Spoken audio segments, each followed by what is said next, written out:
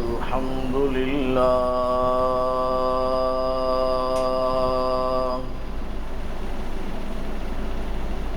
الحمد لله العلي الأحد وشكرا للخالق الصمد الذي لم يلد ولم يولد ولم يكن له كفوا أحد. قال الله تبارك وتعالى في كلام المجيد والفرقان الحميد: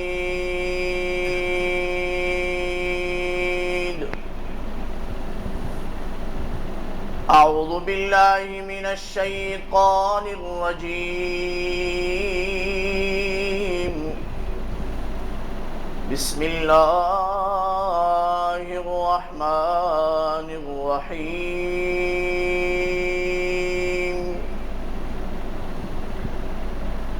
يا أيها الناس اعبدوا ربكم الذي خلقكم والذين من قبلكم لعلكم تتقون، أو كما قال الله تعالى في مقام آخر: يا أيها المدثر قم فأنذر وربك فكبر. وقال النبي صلى الله عليه وسلم في خطبة حجة الوداع: يا أيها الناس أنه لا نبي بعدي وإلهكم واحد ونبيكم واحد وكتابكم واحد وقبلتكم واحد وأباكم واحد. وقال النبي صلى الله عليه وسلم: ما أنا عليه وأصحابي كالنجوم فبأيهم اقتديتم اهتديتم. صدق الله مولانا العظيم وصدق رسوله النبي الأمي الكريم، ونحن على ذلك لمن الشاهدين والشاكرين، والحمد لله رب العالمين. توحید کی امانت، توحید کی امانت ہے سینوں میں ہمارا، آسان ہی مٹانا نام و نشاں ہمارا۔ اللہم صلی علی سیدنا و مولانا محمد وعلی آل سیدنا و مولانا محمد، کما صلیت علی ابراہیم وعلی آل ابراہیم انکا حمید مجید۔ اللهم بارك على محمد وعلى آل محمد كما باركت على إبراهيم وعلى آل إبراهيم إنك حميد مجيد۔ میرے انتہائی واجب الاحترام ذی عزت والمآب مسلمان بھائیوں،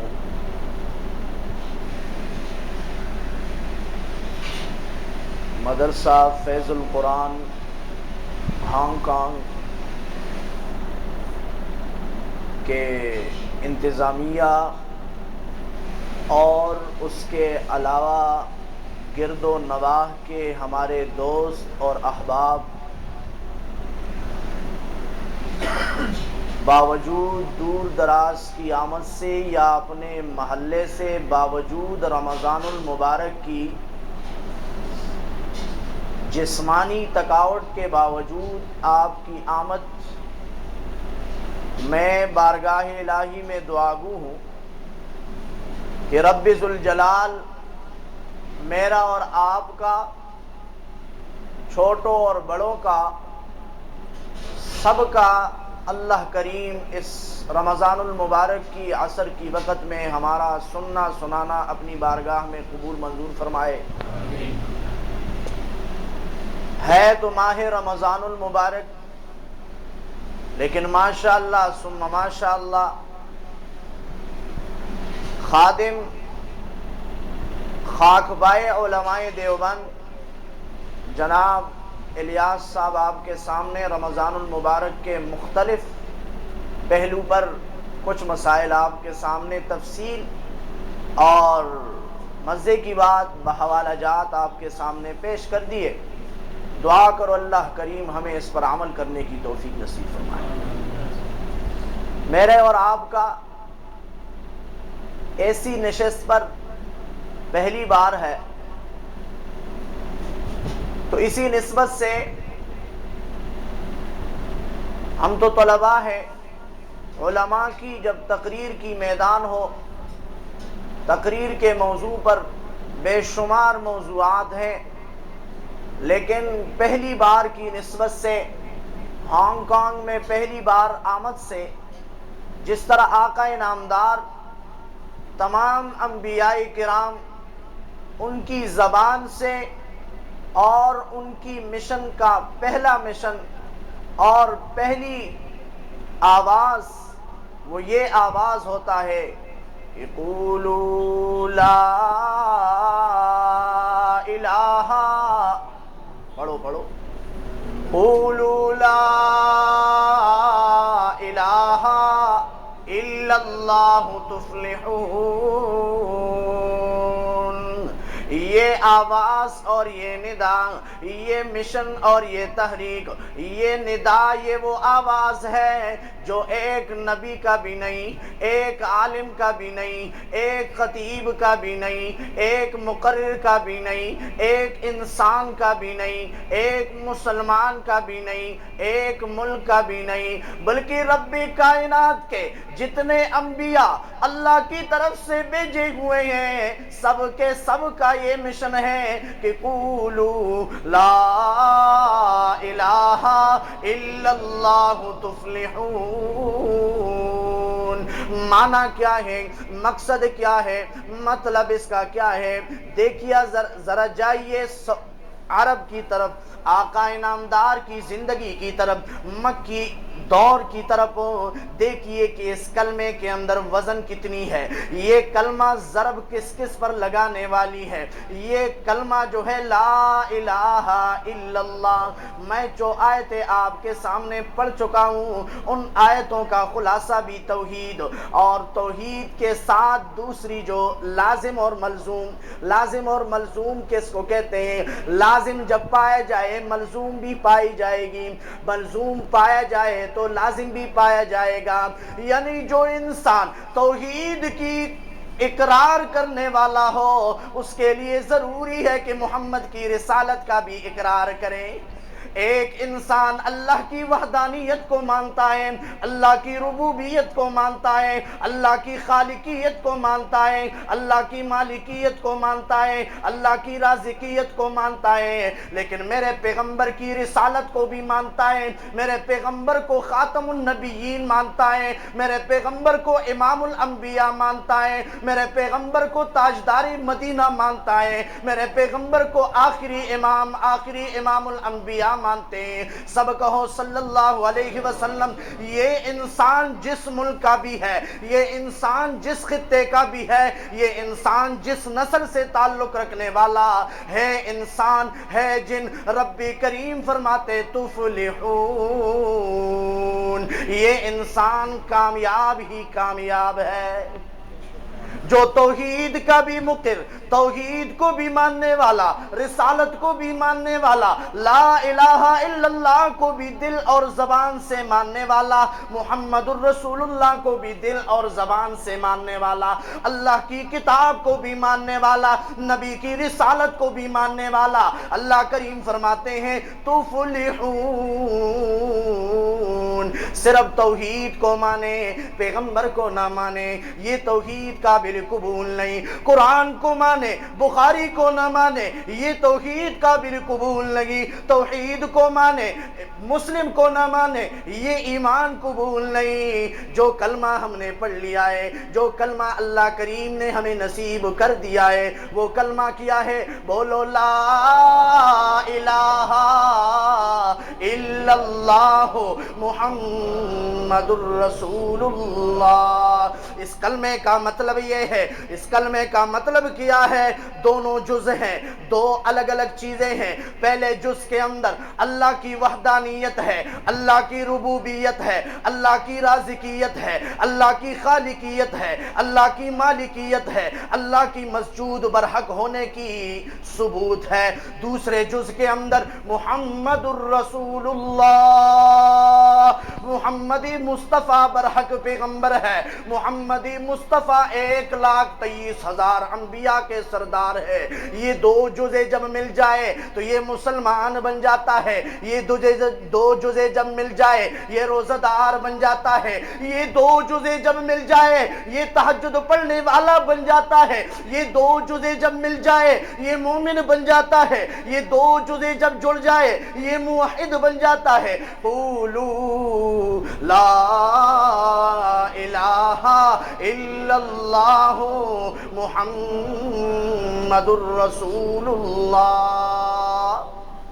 ہمیں اللہ کریم نے یہ دونوں جزیں نصیب کی ہے، اور اللہ کی ذات سے اللہ کی رحمت، اللہ کی کرمت، اللہ کی مہربانی بے بہا ہے۔ آپ دیکھیے اپنے ملک کے اندر، اپنے اس خطے کے اندر کس کس نے آپ میں سے درخواست کر دی تھی یا اللہ مجھے انسان پیدا کر دے، مجھے آخری نبی کی امت میں سے، مجھے فلاں مجھے فلاں۔ کسی نے بھی درخواست؟ ربی کریم کی مہربانی سے قربان جاؤں، اللہ کریم کی مخلوقات، علماء کرام فرماتے ہیں 18,000 مخلوقات ہے۔ کتنی ہے؟ عالم 3 ہے، ایک عالمی اعلیٰ، ایک عالمی وسط، ایک عالمی سفلا، یعنی ایک آسمان اور زمین کے درمیان، پھر زمین کے نیچے، یہ 3 ہو گئے، اور ان تینوں میں سے ہر ایک میں سے 6,000 مخلوقات رہتی ہے۔ کتنی؟ 6 کو 3 میں ضرب دو تو کتنی ہو گئی؟ 18,000۔ او مہربان، او ہانگ کانگ کے مدرسہ فیض القرآن کے رہنے والے، نماز پڑھنے والے، حضرت الیاس کی قیادت میں اللہ کریم فرماتے ہیں او اپنی میری مہربانیوں کا اندازہ لگائے بغیر تیری درخواست کے۔ علماء ایک اور بات بھی لکھتے ہیں، میں تجھے جگاؤں، میں تجھے ایک اور چمک دمک دوں، میں تجھے اپنے پیغمبر کی عظمت دکھاؤں، میں تجھے اپنے پیغمبر کی شان دکھاؤں، میں تجھے اپنی پیغمبر کی رفعت دکھاؤں، میرے پیغمبر کتنے اعلیٰ درجے والے ہیں۔ علماء کرام لکھتے ہیں 50 تک انبیاء کرام بارگاہ الہی میں درخواست، ریکویسٹ، اپیل کرتے ہیں۔ ریکویسٹ اور اپیل کی موضوع کیا ہے؟ موضوع یہ ہے اللہ کریم جو آخری نبی آپ نے بھیجنا ہے دنیا پر، اس نبی کی نبوت ہمیں عطا کیجئے۔ اللہ کریم اگر ہم اسی کے ہم نہیں مستحق ہیں تو کم از کم اس نبی کے امتی ہمیں پیدا کیجئے، ہمیں بھیج دیجئے۔ علماء کرام فرماتے ہیں حضرت عیسیٰ علیہ السلام کی دعا کو قبولیت دی گئی۔ میرے نبی کی شان، اللہ اللہ، نبی کی شان، لوگ کہتے ہیں سیرت النبی کی موضوع ہے، شان نبی، عظمت نبی، اللہ اللہ۔ جس پیغمبر کا مرتبہ، جس پیغمبر کی شان، درجہ، اللہ اللہ، اللہ کریم 23 سال کے اندر بیان کرے، اس پیغمبر کا شان اور اس کی عظمت یہ گناہگار کیسے بیان کرے؟ اللہ کریم 23 سال کے اندر اپنے پیغمبر کی عظمت اور شان بیان کرتے ہیں۔ یہ میرے پیغمبر کی شان ہے، عظمت ہے۔ بہرحال آئیے اپنی موضوع کی طرف، آئیے اپنی بات کی طرف۔ بات ہماری یہ ہے، اللہ کریم فرماتے ہیں سورۃ بقرہ کے اندر دوسری رکوع کے اندر، یا ایھا الناس، یا ایھا الناس، اے لوگو، مدرسہ فیض القرآن کے اندر بیٹھنے والوں، چنگوانی یا شنگوانی کے بازار میں پھرنے والوں، چینا کے بازار میں، چینا کے وادیوں میں بلڈنگ میں بیٹھنو، انگلینڈ کے، امریکہ کے، انڈیا کے، پاکستان کے، عرب کے، یا ایھا الناس، اے لوگو۔ اللہ کریم نے الناس کا لفظ لایا۔ یہاں پر مسلمان کی عظمت کو دیکھیے، ایمان والوں کی عظمت کو دیکھیے۔ جہاں اللہ کریم مسلمان کو حکم دیتا ہے، صرف مومن کو حکم دیتا ہے، صرف موحد کو حکم دیتا ہے، صرف اللہ اور اس کے رسول کو ماننے والے کو حکم دیتا ہے، تو وہاں اللہ کریم پیار سے اور محبت سے فرماتے ہیں، یا ایھا الذین آمنوا۔ کیا لفظ فرماتے ہیں؟ یا ایھا الذین آمنوا، اے میرے پیارو، اے میرے امت محمدیہ کے نوجوانوں، روزہ داروں، آمنو۔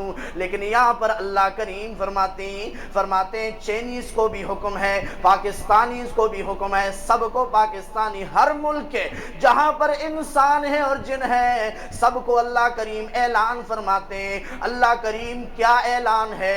اعبدوا ربکم، کیا ہے؟ بولو نا، اعبدوا ربکم۔ بعض مشکل الفاظ بھی یاد کیا کرو، پھر آسان الفاظ نہیں یاد ہوں۔ اللہ زندہ سلامت رکھے، ہدایت نصیب کرے ہمارے شیطان رحمان کو، شیطان ملک۔ علماء اور طلباء اور مدارس کو چھوڑتے نہیں۔ یاد رکھیے، اللہ کا شکر ادا کیجئے اس بات پر کہ اللہ نے ایمان اور اسلام سے آپ کو مالا مال کیا ہے، اور یہ قاعدہ اور قانون یاد رکھیے۔ زندہ مثال آپ کے مدرسے میں جس انسان کا اللہ اور اس کے رسول والوں سے محبت ہوگی، اس کو دین نصیب ہوگی، اور جن انسانوں کی اللہ اور اس کے رسول کے چاہنے والوں سے دشمنی ہوگی، اس کے قریب بھی دین نہیں جائے گی۔ پنجاب والی سورت اخلاص پڑھے، اگلے پہ زور دینے دے کے پڑھ لالا واہنے مانی آنے سورت اخلاص۔ یہ پاکستان والوں سے قربان جائیں، ووٹیں دے دے دے دے دے کر وزیر خارجہ داخلہ بھیج دیتے ہیں، پھر اس بچارے سورت اخلاص جیسا نہ آوے۔ بہرحال آگے اللہ کریم فرماتے ہیں اعبدوا ربکم، تم عبادت کرو اپنے رب کی۔ تم کس کی عبادت کرو؟ اعبدوا ربکم، تم اپنے رب کی عبادت کرو۔ یہ اعلان کس نے کیا؟ یہ اعلان کس کی طرف سے ہے؟ آئیے دیکھیے، ہر پیغمبر حضرت سیدنا آدم علیہ السلام سے لے کر حضرت نوح علیہ السلام کی طرف، حضرت نوح علیہ السلام اپنی قوم کو فرماتے ہیں وَلَقَدْ أَرْسَلْنَا نُوحًا إِلَىٰ قَوْمِهِ فَقَالَ يَا قَوْمِ اعْبُدُوا اللَّهَ مَا لَكُمْ من إله غيره وإلى ثمود أخاهم صالحا فقال يا قوم اعبدوا الله ما لكم من إله غيره وإلى مدين أخاهم شعيبا فقال يا قوم اعبدوا الله ما لكم من إله غيره۔ اللہ کے ہر پیغمبر کی آمد کا مقصد یہ ہے کہ جو کلمہ سیدنا آدم علیہ السلام کے زمانے سے وہ کلمہ جس کو کلمہ طیبہ کہا جاتا ہے، لا الہ الا اللہ، ہر پیغمبر فرماتے ہیں ما لکم من الہ غیرو، شعیب علیہ السلام فرماتے ہیں ما لکم من الہ غیرو، صالح علیہ السلام فرماتے ہیں ما لکم من الہ غیرو، شعیب علیہ السلام فرماتے ہیں، صالح علیہ السلام فرماتے ہیں، لوط علیہ السلام فرماتے ہیں، یوسف علیہ السلام فرماتے ہیں، جیل کے اندر حضرت ابراہیم علیہ السلام آگ کے اندر بھی، آگ سے باہر بھی فرماتے ہیں ما لکم من الہ غیرو،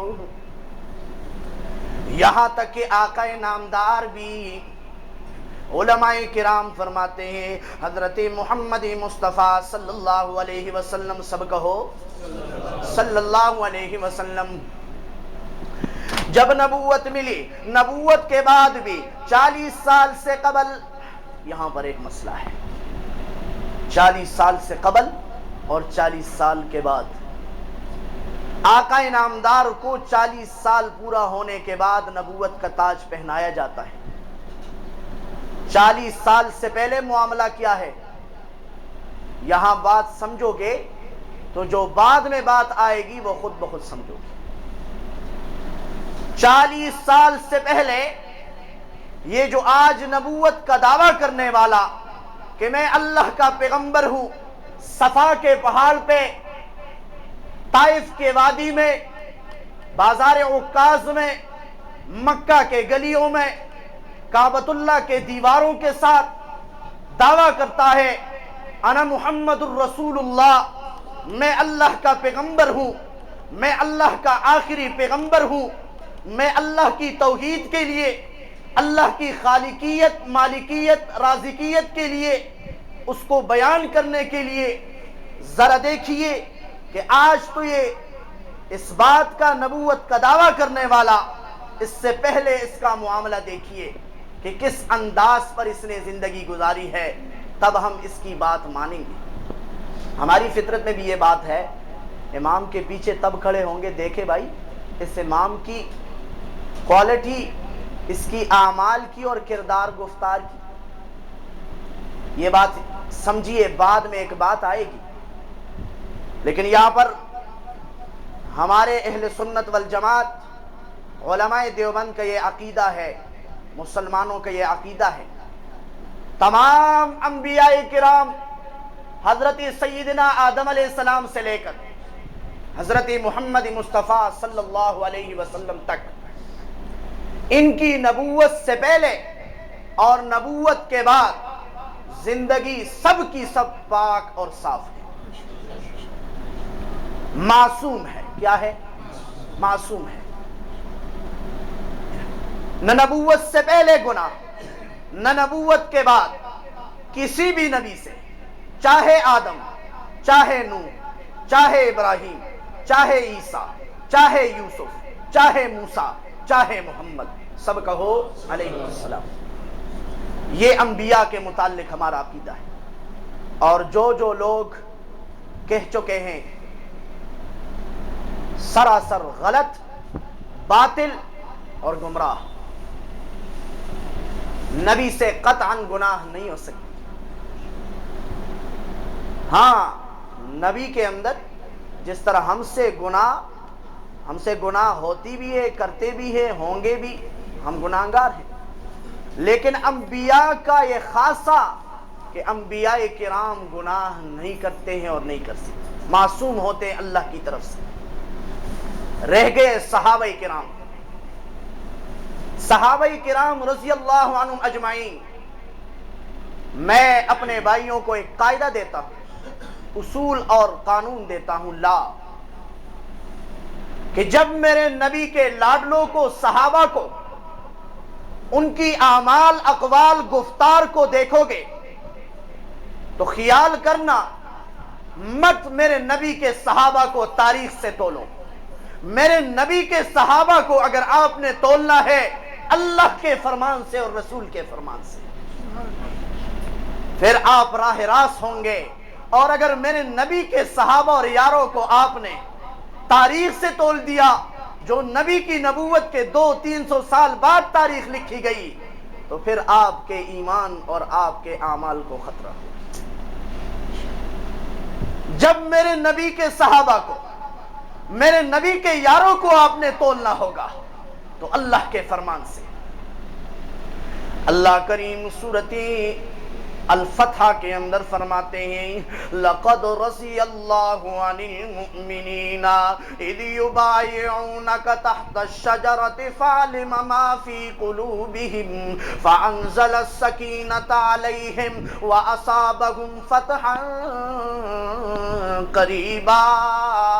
اللہ کریم سورۃ فتح کے اندر جو 26 نمبر پارے کے اندر ایک سورت ہے، اللہ کریم فرماتے ہیں لَقَدْ رَضِيَ اللَّهُ عَنِ الْمُؤْمِنِينَ، میں اپنے لاڈلے پیغمبر کی، میں اپنے آخری پیغمبر سب کہو صلی اللہ علیہ وسلم کے یاروں کو جنت کی اور بخشش کی اور عفو کی سرٹیفکیٹ جاری کرتا ہوں۔ رب نے فرمایا لَقَدْ رَضِيَ اللَّهُ، ایک جگہ نہیں، سورۃ بینہ کے اندر بھی اللہ کریم فرماتے رضی اللہ عنہم ورضوا عنہ، رب ان سے راضی، وہ رب سے راضی۔ اللہ کریم فرماتے صرف راضی نہ ہوں بلکہ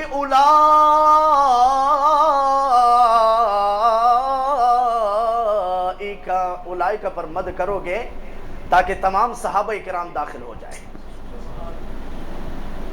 علماء کرام فرماتے ہیں اللہ اکبر کے اندر اور اولئک جب صحابہ آ جائے، سورۃ بقرہ کے شروع میں جب 5 صفات ذکر ہوتے ہیں، اولئک وہاں پر بھی ہے، وہاں پر یہ مد کرو، ایک اور جگہ بھی مد آئے گی، یہ مد اتنا ہی لمبا کرو کہ اس کے اندر تمام صحابہ کرام جمع ہو جائے، حضرت سیدنا ابوبکر صدیق سے لے کر آخری صحابی تک سب کے سب اس کے اندر جمع ہو جائے۔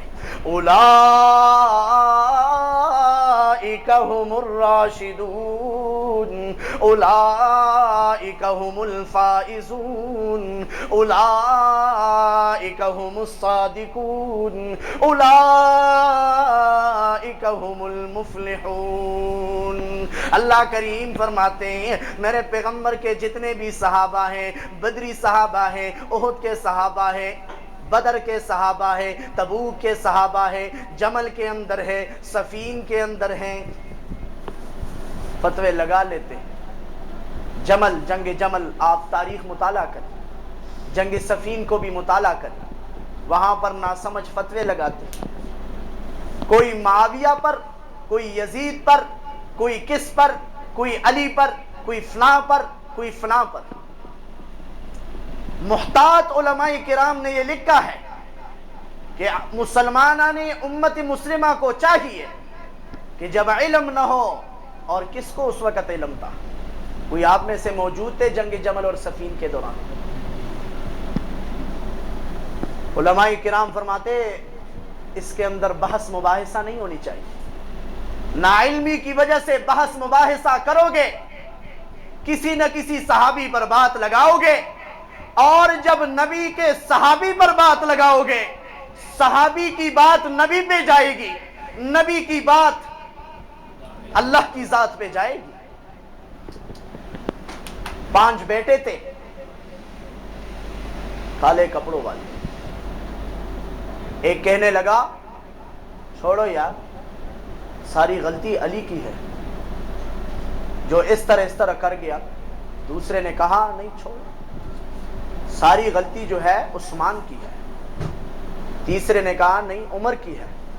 ہر ایک اپنی بات، وقت کی اختصار کی وجہ سے ان کی بات نقل نہیں کرتا۔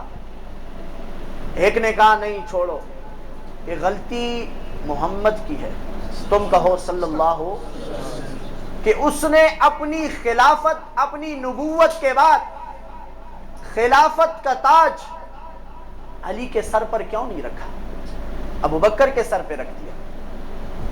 آخر والے نے مور لگا دیا، چھوڑ دو جی، سب غلطی اس کی ہے۔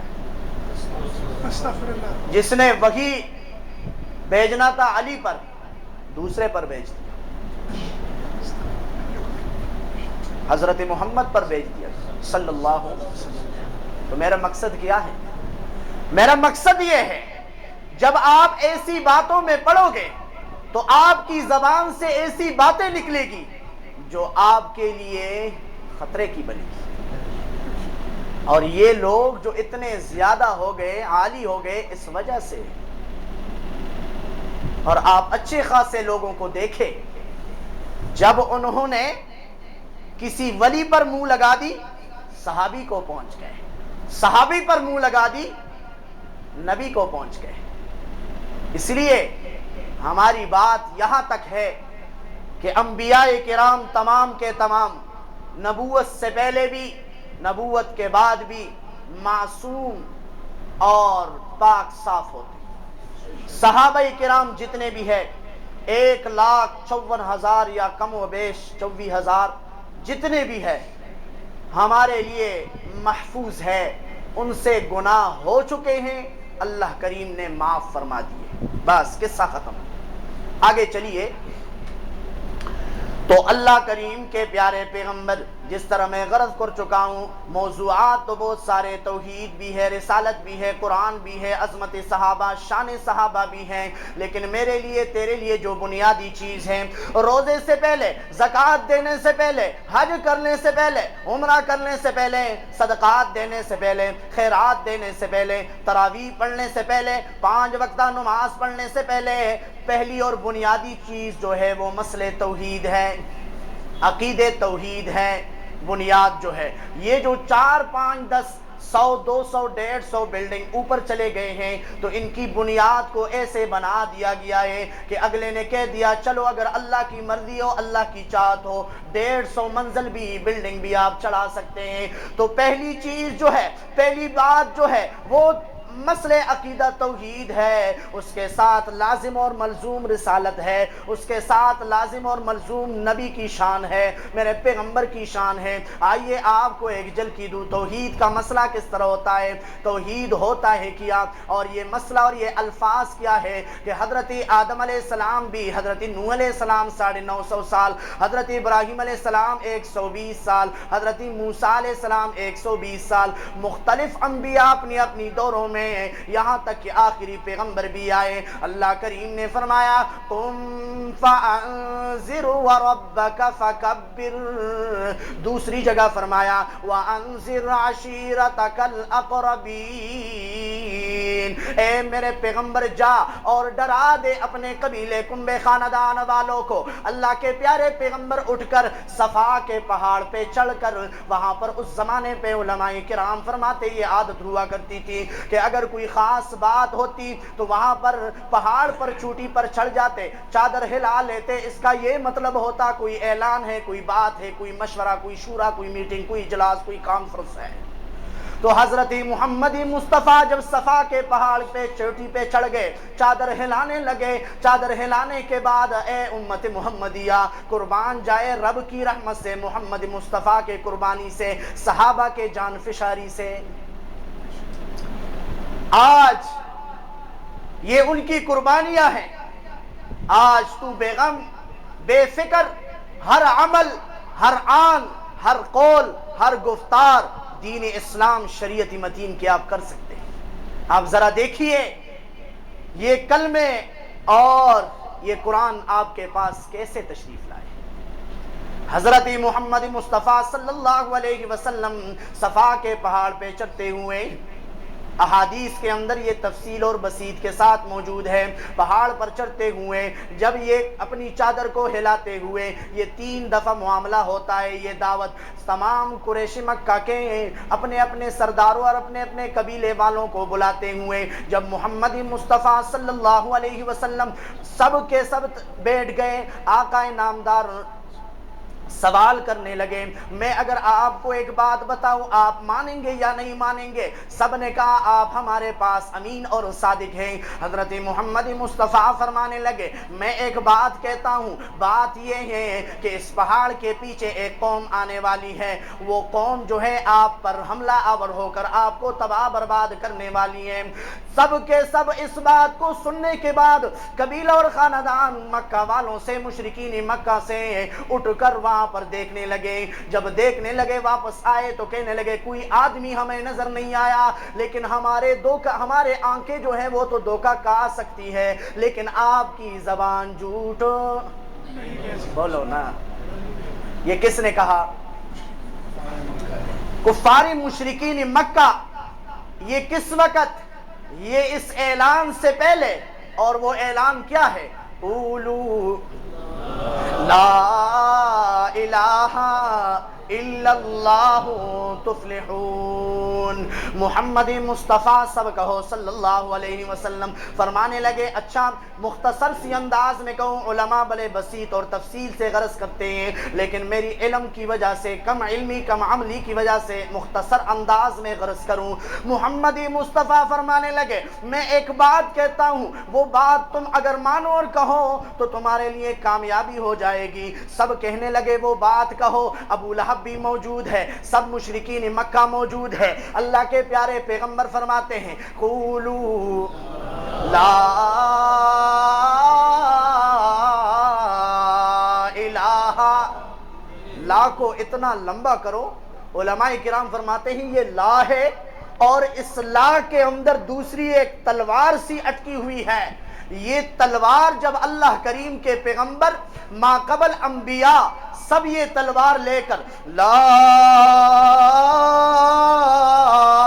الہ کہ سب دنیا پر چل جائے کہ اللہ کی ذات کے علاوہ جتنے ہیں اس پر یہ تلوار چل جائے، اور آخر میں کہے الا اللہ، سب کچھ نہیں اور اللہ کی ذات سب کچھ ہے. پھر پڑھو سب کچھ نہیں اور اللہ کی ذات سب کچھ ہے. یہ اس تلوار کا مطلب یہ ہے.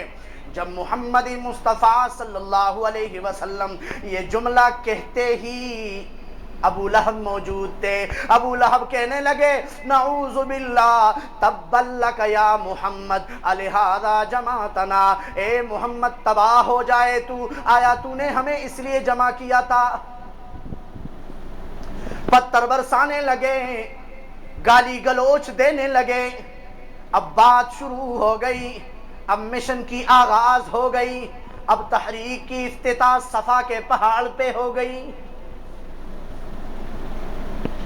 پھر دیکھیے ابو لہب کہنے لگا تبا لک یا محمد. ابو لہب نے کس کے؟ رب کائنات کے، رحمت کائنات کو کہتے تبا لک. لیکن رب کائنات یہ تو تباہی ہے. رب کائنات اپنے رحمت کائنات پر اتنے مشفق ہے کہ ان کی نام پہ نقطہ گوارا نہیں کرتے، تو محمد پہ تباہی کس طرح گوارا کریں گے؟ جب ابو لہب کہنے لگے تبا لک، رب کائنات نے پارہ نمبر آخر کے اندر، ابو لہب تو اس وقت صفا کے پہاڑ پہ کہنے لگے وہ تو الفاظ ختم ہو گئے. رب کائنات نے رحمت کائنات کی. ابو لہب کو جواب دیتے ہوئے قیامت تک اس پر تباہی اور ملعون ہوگا. تبت یدا ابی لہب وتب. اللہ کریم فرماتے ہیں ہلاک ہو جائے ابو لہب کے وہ ہاتھ، ہلاک ہو جائے ابو لہب کی وہ ذات جو میرے لاڈلے پیغمبر پہ پتھر برساتے ہیں. اس کی زبان بھی ہلاک ہو جائے جو میرے لاڈلے پیغمبر کو یہ الفاظ نکالتے ہیں تبا لک. اب یہاں سے معاملہ شروع ہونے لگی. یہاں تک مشرکین مکہ واپس آئے. یہ 3 بار رسول اللہ صلی اللہ علیہ وسلم صفا کے پہاڑ چوٹی پر بلاتے ہیں، دعوت دیتے ہیں، دعوت دیتے ہیں. قربان جائیے حضرت علی المرتضیٰ سے. آقا انعامدار جب دعوت دیتے ہیں پوچھتے ہیں تو کون ہے تم میں سے مجھ پہ ایمان لانے والے؟ اس بچے اتنے حضرت علی المرتضیٰ ہیں. حضرت علی المرتضیٰ کھڑے ہوتے ہیں، میں تجھے رسول مانتا ہوں، میں تجھے محمد الرسول اللہ مانتا ہوں. اللہ کے پیارے پیغمبر فرماتے علی بیٹھ جائے. پھر پوچھتے ہیں تم میں سے کون ہے جو مجھ پہ ایمان لانے والا؟ پھر محمد مصطفیٰ کے داماد کھڑے ہوتے ہیں، میں تجھے رسول مانتا ہوں۔ اللہ کے پیارے پیغمبر فرماتے علی بیٹھ جاؤ، یہاں تک کہ محمد مصطفیٰ کمیشن شروع ہونے لگا۔ اب یہ دیکھنا چاہیے کہ یہ کون سا اتنی الہ کے اندر کیا بات پڑی تھی، کیا مسئلہ پڑا تھا کہ انہوں نے سنتے ہی شور مچانے لگے۔ حضرت محمد مصطفیٰ صرف کیا فرمایا؟ صفا کے پہاڑ پہ کیا فرمایا؟ لا الہ الا اللہ۔ منٹ بھی نہیں گزرا، سیکنڈ بھی نہیں گزرے، اب ابو لہب کو کون سی یونیورسٹی کا فارغ تھا، کون سے مدرسے کا، کون سے سکول کا، کہ وہ فوراً سمجھ گیا۔ اس کی اصل وجہ علماء لکھتے ہیں کہ وہ عربی دان تھے اور ان کو اس بات کا علم تھا کہ الہ کس کو کہتے ہیں، الہ کس کو کہتے ہیں۔ جب اللہ کے پیغمبر نے فرمایا لا،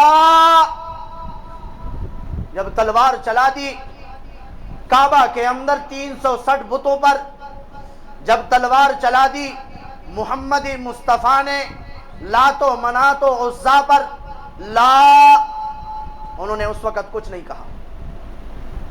جب آقا انعامدار سردار دو جہاں تاجدار مدینہ امام الانبیاء سب کہو، بعد والا لفظ لایا الہ، تو الا اللہ کو انہوں نے نہیں دیکھا۔ الا اللہ جب رسول اللہ صلی اللہ علیہ وسلم فرمایا تو ابو لہب اور ان کے ساتھی سمجھ گئے کہ محمد مصطفیٰ صلی اللہ کیا فرمانا چاہتے ہیں۔ وہ یہ فرمانا چاہتے ہیں کہ لا الہ الا اللہ، کوئی داتا نہیں، کوئی آقا نہیں، کوئی مشکل کشا نہیں، کوئی حاجت روا نہیں، کوئی بیٹا دینے والا نہیں، کوئی بیٹی دینے والا نہیں، کوئی مقدمات سے چھڑانے والا نہیں، کوئی اچائی دینے والا نہیں، کوئی برائی دینے والا نہیں، کوئی نفع دینے والا نہیں، کوئی نقصان دینے والا نہیں، کوئی مقدمات کے اندر پنسا کر چھڑانے والا نہیں، حتیٰ کہ ہر بات کا ذمہ وار الا اللہ۔ مشرکین مکہ اس بات کو تیار نہیں تھے۔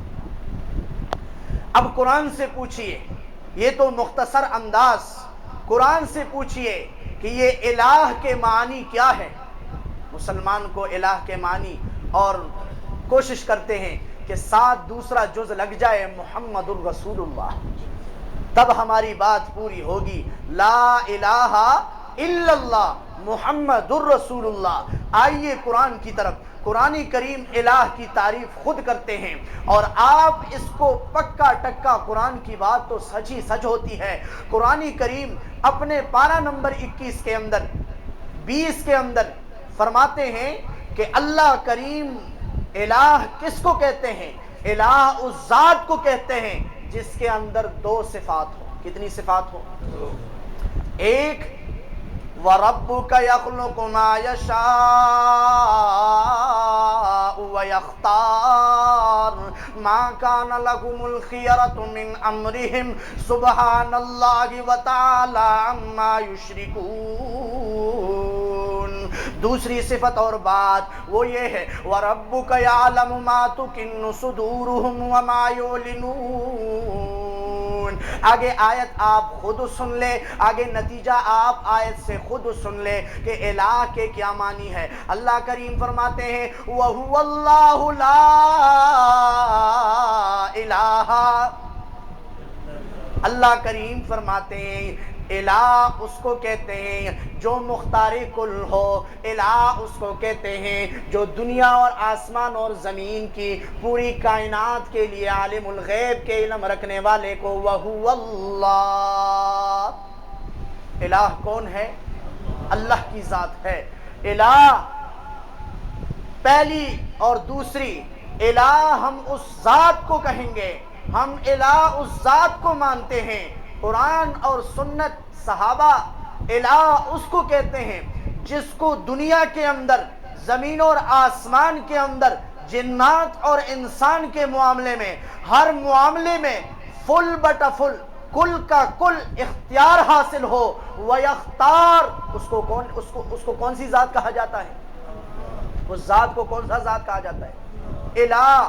اور دوسری وَرَبُّكَ يَعْلَمُ مَا تُكِنُّ صُدُورُهُمْ کہ اس ذات کو پوری کے پوری کائنات اور کائنات سے باہر جو کچھ ہے اس کی غیب کا علم غیب اس کے پاس ہو. بس یہی الہ ہے، بس یہی مشکل کشا ہے، بس یہی حاجت روا ہے. تو پہلی صفت میں اور دوسری صفت میں صفا کے پہاڑ پر ابو لہب اور اس کے ساتھیوں پر ٹیک اور ان پر تیر لگ گیا. ان کا تو عقیدہ تھا کہ اللہ کی ذات کو تو مانتے تھے لیکن ساتھ لات اور منات اور عزا کو بھی مانتے تھے، ساتھ خانہ کعبہ کے اندر 360 بتوں کو شریک کرتے تھے. اور دوسری بات کہ وہ اپنے بتوں کو غیبدان جانتے اس لیے ان کو آواز کرتے. لیکن قربان جائیے قرآن سے، قرآن کریم نے فرمایا اللہ کی ذات کے علاوہ جتنے بھی ہے وہ الہ نہیں ہے. دیکھیے قرآن کے اندر ایسے واقعات کثرت سے جو پہلی صفت کے ساتھ میں نے جدا جدا کر دیے تاکہ آپ کو سمجھ آ جائے اور میرے لیے اور تیرے لیے دنیا اور آخرت کی بالائی کا ذریعہ بن جائے. مختار کل، عالم الغیب، مختار کل اللہ کے لیے ثابت، غیر اللہ کے لیے نہ ثابت. علم غیب اللہ کے لیے ثابت، غیر کے لیے عدم ثبوت. قرآن کے اندر کثرت سے واقعات ہے. پہلی واقعہ حضرت نوح علیہ السلام کا، دونوں مثالیں اس کے اندر موجود ہے. حضرت نوح علیہ السلام 950 سال کے بعد اللہ کریم کی بارگاہ میں دعا کرتے ہیں، بد دعا کرتے ہیں، اللہ کریم میں تو تھک گیا، میں تو ان کو سمجھا کر لیکن یہ سمجھ میں ان کو نہیں آتی، ضد اور عناد اور بغض اور حسد کرتے ہیں، فرار اختیار کرتے ہیں، آپ اپنا معاملہ فرمائے. اللہ کریم نے ان پر طوفان نوح لے آئے. طوفان نوح لانے کی وجہ سے سب کے سب غرق ہوئے. اللہ کریم نے فرمایا صرف تیری اہل جو ہے وہ بچے گی. اب دیکھیے اگر مختار کل اللہ کی ذات کے علاوہ کوئی ہوتے تو حضرت نوح علیہ السلام کے بیٹے غرق ہونے سے بچ جاتے. اللہ کریم کی بارگاہ میں درخواست کرتے ہوئے، طلب کرتے ہوئے، اللہ جی، اللہ میاں میرے بیٹے تو آپ نے فرمایا ان ابنی من اہلکا، بیٹا میرا تو میرے اہل میں سے ہے. اللہ کریم نے فرمایا یا نوح انہو لیس من اہلک، اے نوح آپ کا بیٹا آپ کے اہل میں سے نہیں. تو اللہ کی ذات کے علاوہ علم غیب اگر ہوتا تو نوح علیہ السلام کیا فرماتے ہیں؟ میرا بیٹا میرے اہل میں سے. آئیے حضرت ابراہیم علیہ السلام، حضرت ابراہیم علیہ السلام اللہ کے پیارے پیغمبر ہے لیکن مختار کل نہیں. اگر مختار کل ہوتے ہیں تو 1 مہینہ تپتی ہوئی آگ میں نہ گرائے جاتے. 1 مہینہ آگ سے بچانے والے کون؟ مختار کل وہ ہیں. اگر اللہ کے پیغمبر، دوسری مختار کل اللہ کے پیغمبر جو ہے وہ اپنے بیٹے کو، اپنے لاڈلے بیٹے حضرت اسماعیل علیہ السلام کو ذبح کرنے والے ہیں. حضرت ابراہیم چھری کھینچنے والے ہیں، چھری لگانے والے ہیں لیکن چھری کام کرنے والی. حضرت ابراہیم علیہ السلام چھری کو تیز کرتے ہوئے لیکن چھری کی طرف سے جواب آتی ہے اللہ واللہ کہ امرنی ربی، رب کی طرف سے مجھے حکم اسماعیل کے گلے کو نہیں کاٹو گے، اور خلیل مجھے لگا رہا ہے اسماعیل کے گلے پر. تو چھری کے اندر کاٹنے کی خاصیت ہے لیکن یہ خاصیت رکھنے والے تو اختیار کس کے پاس ہے؟ اللہ کے پاس ہے. اور غیب بھی نہیں. اگر غیب جاننے والے ہوتے ابراہیم علیہ السلام تو پتھر پر چھری کو تیز کرنے نہ ہوتے، دل میں یہ گلہ اور شکوہ نہ ہوتا کہ چھری کام نہیں کرتی. آئیے آگے جائیے، مسلسل آگے جاتے ہوئے حضرت یونس علیہ السلام لا الہ، 3 اندھیروں کے اندر یہ آواز اور ندا لگاتے. لا الہ الا انت سبحانک انی کنت من الظالمین۔ حضرت یونس علیہ السلام باقی تفصیل اور بسیط اپنی جگہ پر اپنے قوم سے آتے ہوئے دریا کے اندر وہ جو قرآن ڈالنے کے بعد تفصیل سے بات ہے، پانی کے اندر چھلانگ لگاتے ہیں، پانی کے اندھیری رات کی اندھیرے، مچھلی کے پیٹ کے اندھیرے، لیکن یونس علیہ السلام اللہ کے پیغمبر ہیں، ان کو یقین ہے کہ الہ کی صفت اور صرف الہ کون ہے؟ مجھے یہاں 3 اندھیروں سے اٹھانے والا، لے جانے والا کون؟ لا الہ۔ حضرت یونس علیہ السلام کو اس بات کی پکی یقین تھی کہ الہ اختیار جو ہے وہ نہ پانی کو ہے، نہ مچھلی کو ہے، نہ اندھیری رات کو ہے، بلکہ وہ اختیار، وہ کلمہ اور وہ عقیدہ یونس علیہ السلام 3 اندھیروں کے اندر بھی ظاہر کرتے ہیں کہ لا الہ الا انت، مجھے بچانے والا، مجھے مچھلی کے پیٹ سے لے جانے والے آپ ہی ہے۔ اور پھر علم عالم الغیب بھی نہیں، اللہ کریم اس معاملے کے بعد وہی بھیج دیتے ہیں کہ جاؤ اور تیری قوم سے عذاب ہم نے واپس کر دی ہے۔ لا الہ الا اللہ۔ آئیے آخری نبی کی حضرت موسیٰ علیہ السلام کے بھی کثرت سے واقعات، آپ ہر قرآن کی ہر صفحے کو پڑھیں، وہاں پر 2 مسئلے ثابت ہوتے ہیں، 2 ہی باتیں جن کا مجموعہ الوہیت الہی وہ یہ ہے کہ ہر انسان کچھ بھی نہیں اور اللہ ہی سب کچھ ہے، اور عالم الغیب اللہ کی ذات ہے، اللہ کی ذات کے علاوہ کوئی عالم الغیب نہیں۔ اور جب یہ 2 باتیں بن جائے، جب یہ 2 باتیں انسان کے اور جن کے سینے میں بیٹھ جائے، یہ جنتی ہے، یہ مسلمان ہے، یہ مومن ہے، یہ اللہ کو پیارے ہیں۔ آگے اختصار ہے، دوسری جو اس کو پڑھنا ہے، کیونکہ ہمارا یہ پورا کلمہ ہمارے ایمان کی اجزاء 2 ہے، اللہ کی الوہیت، محمد الرسول اللہ صلی اللہ علیہ وسلم کی رسالت، محمد مصطفیٰ صلی اللہ علیہ وسلم کی زندگی میں بخاری اور مسلم شریف حدیث کے کتابوں میں کثرت سے ایسے واقعات ہیں جن سے عالم الغیب کی نفی اور مختار کل کی نفی، وہ کہتے کہتے پڑھتے پڑھتے تمام کتابیں قرآن بھی بھری ہوئی ہے، لیکن ہمارا وقت اختصار ہے۔